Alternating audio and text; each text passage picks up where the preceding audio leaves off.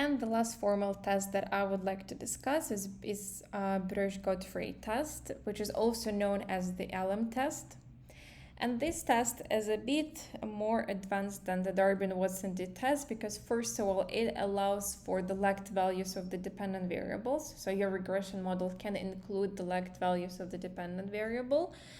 And it also allows for higher order autoregressive schemes such as, obviously, AR1, AR2, and so on and so forth.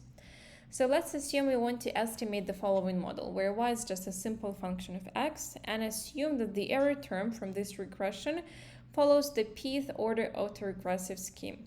And here it is. So now it's not just the first order, this is the pth order autoregressive scheme. And the procedure is the following. So first of all, we need to estimate the original regression function. So we estimate this equation and obtain the estimated residuals. So we save the estimated residuals. After this, we take those estimated residuals and we regress them on the original x, so on the original independent variable, and on its own lagged values till the very last lag p. From this, and here is the equation that we estimate, it's number 21. And from this regression, we need to save the coefficient of determination r squared. And in the third step, we estimate the LM statistic itself, which is equal to n minus p, so sample size, number of observations minus number of lags, multiplied by the coefficient of determination. And from this sign, you can see that this statistic follows chi-square distribution. And the decision rule is the following. So if the computed chi-square is greater, so if the computed LM, for example, is greater than the critical chi-square, then we reject the hypothesis of no autocorrelation.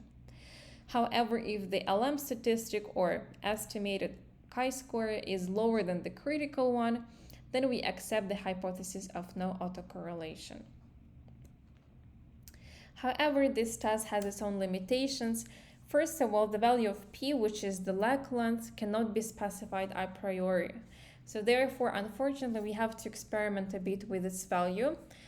Another way we can detect the lag length is by using the so-called Akaike or Schwarz information criteria to select the lag length. And usually the software provides this option. It calculates the lag length automatically using one of these tests. So as you can see, this limitation is not that bad because we can overcome it using the capabilities of the software. But another limitation that is hard to deal with is that the variance of the error term must be homoscedastic.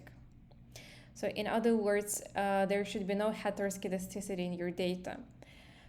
We already know that heteroscedasticity is more common for cross-sectional data than time series data. Therefore, actually, this limitation might not be valid for your time series data, which means that actually those two limitations are not that bad, even though the second one is a bit more problematic. But again, luckily, there is rarely heteroscedasticity in time series data.